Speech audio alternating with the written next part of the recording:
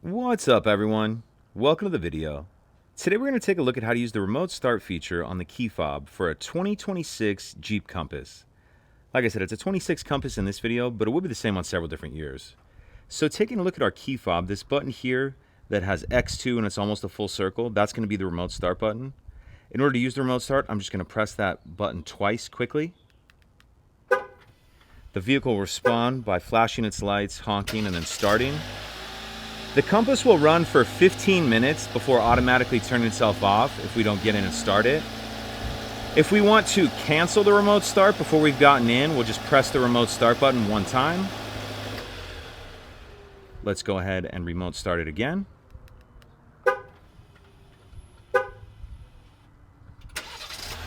Now, once the vehicle's remote started, in order to drive, what we'll need to do is get in, and then you don't need to press the brake, but you just press the stop start button. And now you're ready to drive as normal, and everything will be functioning as normal. If you have any questions, please let me know. If you could take a second to like and subscribe, it helps us out, and I'd appreciate it. Thank you.